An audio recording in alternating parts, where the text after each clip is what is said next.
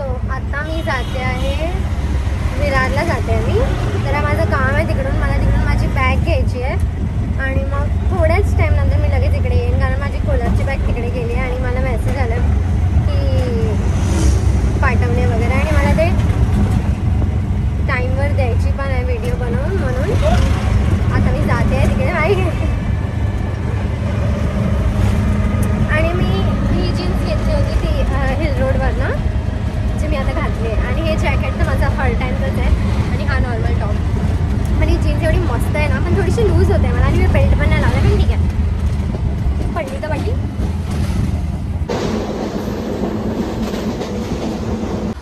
So आता मी पोचली आहे इथे विरारला आणि निशांत आलाय मला घ्यायला आणि मला TCने पकडलं. निशांत मला बोलत होता आधी ती तिकडेच थांब, मी येतो जिकडे तू आहे, पण मला समजलं नाही की मी कुठे आणि मी हसू नको आणि मी पुढे गेले आणि तिकडे TCने पकडलं मला.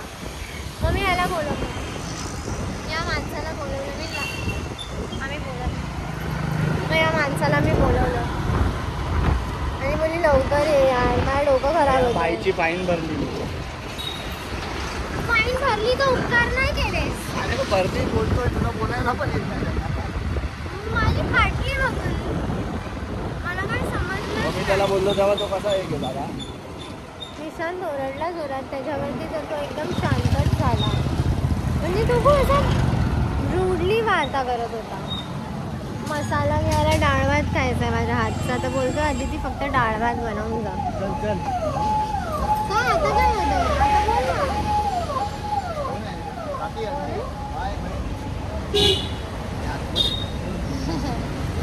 हिरवा मसाला घे फक्त, बस झाला.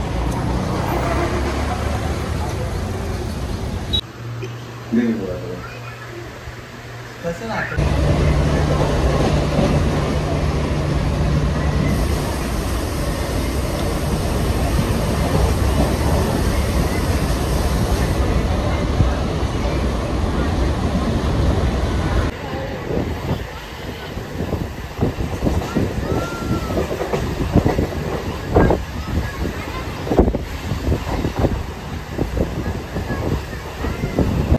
सो आता मी घरी येऊन फ्रेश वगैरे झाली आणि आता मी जस्ट असंच माझं कमेंट सेक्शन ओपन केला. कमेंट सेक्शन ओपन करून जे माझा डोक्याचा झाला आहे, येशू नको केस अडकतील. म्हणजे यार मला माहिती आहे की येशू थांब ना जरा.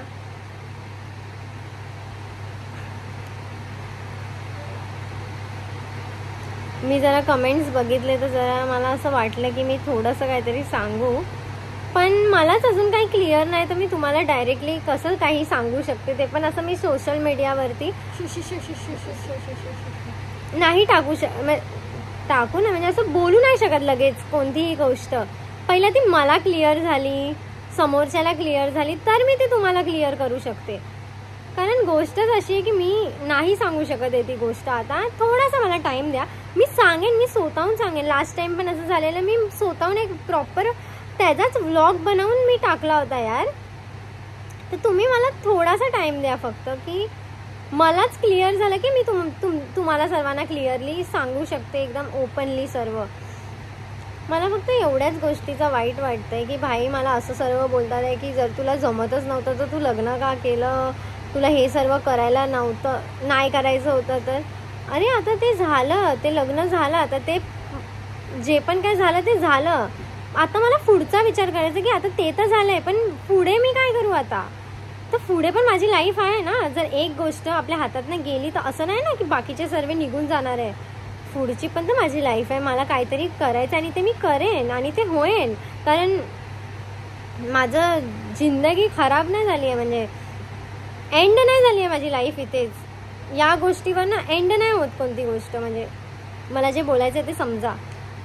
तर फक्त बस मी थोडंसं स्वतःवरती फोकस करण्याची ट्राय करते. माझ्याकडनं व्लॉगिंग पण नाही होते, थोडे दिवस झाले. हा लास्ट अर्धा मंथ, हा मंथ नाही जमत आहे मला व्लॉगिंग पण करायला पूर्ण दिवस घरी असून पण. कारण मी त्या मूडमध्येच राहत नाही आहे आजकाल की मला काही जमत नाही.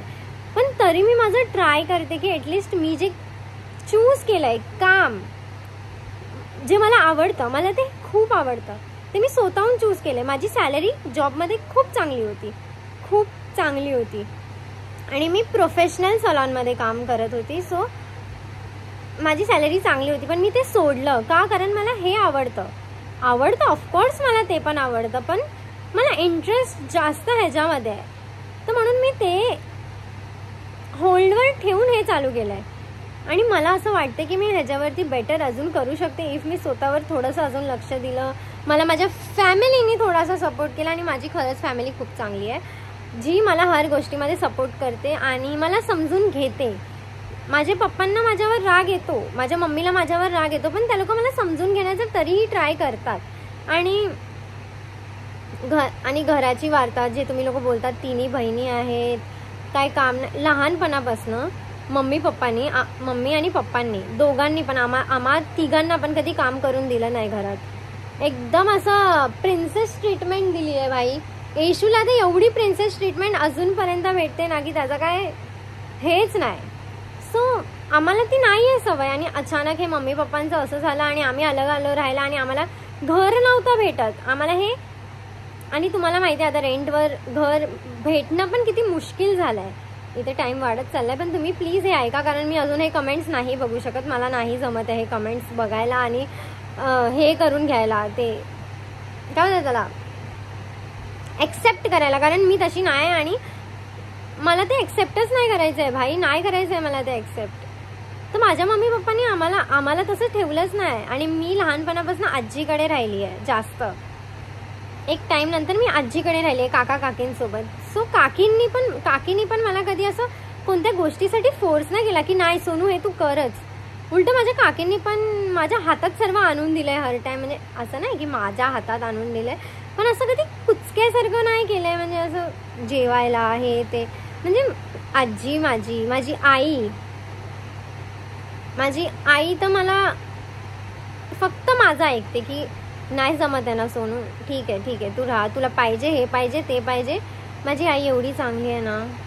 इवन माझी आजी, रोज मला आजीचा कॉल असतो, माझ्या आईचा कॉल असतो, म्हणजे मम्मीची मम्मी आणि पप्पाची मम्मी दोघांचे पण मला कॉल असतात रोज. आणि अजून तर मी कायच सांगू यार, तुम्हाला ह्याच्यावरनंच समजलं पाहिजे की मी आता ज्या सिच्युएशनमध्ये आहे मला त्याच्यातनं फक्त बाहेर निघायचं आहे. एकदा मी ह्याच्यामधनं बाहेर निघाली तर मी तुम्हाला स्वतःहून सांगेन, कारण मला ही कोणती गोष्ट लपवायची नाही आणि लपवण्यासारखी काय आहेच नाही. जे काय मी माझ्या डेली लाईफमध्ये बनवते ते तर मला दाखवायचंच आहे, ते तर मी दाखवणारच आहे. तर मी ती एक छोटीशी माझ्यासाठी ती खूप छोटी गोष्ट आहे, कारण मी लोकांचा विचार नाही करत कधी. म्हणून मी एवढी खुश राहते एवढं सर्व माझ्या लाईफमध्ये होऊन. पण तुम्ही लोकांनी पण असंच केलं पाहिजे. आणि प्लीज लोकांना जज करू नका. इफ तुम्हाला नाही माहिती त्यांच्या लाईफमध्ये काय चाललंय तर तुम्ही त्यांना नीट विचारू शकतात. तुमच्याकडे ऑप्शन आहे की तुम्ही नीट विचारू शकतात. हे असं फालतू कमेंट्स करून आणि काही बोलून अर्थच नाही आहे. ठीक आहे, आता हे 5 मिनिटाचं झालं आहे आणि माझी बस झाली. आता नेक्स्ट व्हिडिओमध्ये बघू. जर मला काय वाटलं की मी सांगितलं पाहिजे, आता या ब्लॉगच्या कमेंट्समध्ये मी बघेन पहिला की ठीक आहे का वातावरण जरा, तर मी नेक्स्ट ब्लॉगमध्ये जरा काहीतरी सांगायची हिम्मत करू शकते. सो आता मी आली आहे मोमोज खाऊन आणि मी आणले मोमोज. आणि येशूचं असं झालंय की येशूला हा गेम खेळायचा आणि हा गेम मला एवढा नीट येत नाही, पण ठीक आहे ट्राय. आपण दोघं नाही ठेवू का? अजून दुसरं जण. अरे यार, मेरी लाइफ ऐसी क्यों है भाई, जो चाहिए वो काहे नहीं मिलता. आता काय, आता सर्वे गेले आणि काय बोलते आता बोलो. म्हणजे तुम्हाला आवडेल का, म्हणजे मी असं माझ्या फ्रेंड्स सोबत फिरून व्लॉग बनवलेले, त्यांना पण माझ्या व्लॉगमध्ये घेऊन थोडीशी अलग वाईब आहे पण त्यांची, आणि अलग वाईब आहे ती खूप. बघू मी ट्राय करेन. आम्ही बाहेर जाऊ ना असं कुठेतरी, तर मी पूर्ण अनफिल्टर्ड व्लॉग बनवेन एक, तुम्हाला समजायला की मी नक्की कशी. मोनो एकदम बाप्या वाटते की नाही. माझं शर्ट नाही माहिती आहे मी मला. अजूनकडे गेलेली तर फुल हाताचं घालून घ्यायचं होतं आणि आपल्याकडे हाय नाही फुल हाताचं. अरे काढते हा क्रॉप टॉप आहे आता. आतमध्ये क्रॉप टॉप आहे. वा ऍक्च्युली ही मोनू बघा, ही अशी गेलेली पण आली, बघितलं होतं ना कशी, तिला किती मारावंसं वाटतंय ना मला. म्हणून अशा पोरी नाही चांगल्या वाटत माहितीये मला. कशा पोरी? अशा जे घरातलं शर्ट घालून जातात आणि बाहेर काढतात. गाडीवर होती म्हणून लावलेलं नाही पण माझे चांगलं. ब्लाऊज का घालून गेले? पण एकदा मला केलंय ना. माझे कपडे कसे घालते, बघ कुठे घातलंय. माझे कपडे घालते ना, मग ताकद ठेवायची, स्वतःच पण द्यायची. बाय पाणी बाय चिल बाय चिल. आम्ही मम्मी नाही घरी तर आम्ही घरात पाणी पण नाही भरू शकत. आम्ही एवढे आळशी पोरी आहेत, एवढे आळशी. सकाळी 8ला पाणी येतं, आम्ही 8ला नाही उठू शकत. आता समजते मम्मीची किती गरज लागते आहे ना. म्हणून तर मम्मीला कॉल करून बोलवते, मम्मा लवकर या, मम्मी लवकर या. येशूनी काय सांगितलं आज मम्मीला तू? मम्मीचा मला कॉल आलेला की आज सोनू मला जेवायला नाही देत. अबे भंगी, आज तुला घेऊन, हिला मी आज घेऊन जात होती, ही आली नाही स्वतःहून माझ्यासोबत. तू काय बोलली? हात काढ पहिला तो. केस पकडलेली टाईट, एकदम टाईट. सोड येश. मी इथे झोपली आहे, म्हणून तिकडे चार्जिंगला लावून बसली आहे. येशू तिकडे बसले, तुम्हाला दाखवते मी. हे बघा, ही बघा, हिला बघा, हिला बघा. येशू काय नाकावर फिरवलं मोनू.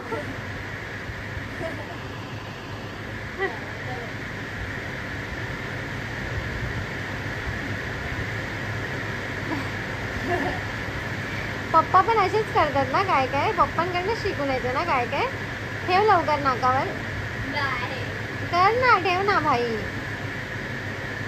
अरे यार, असं फिरवून ठेव रे.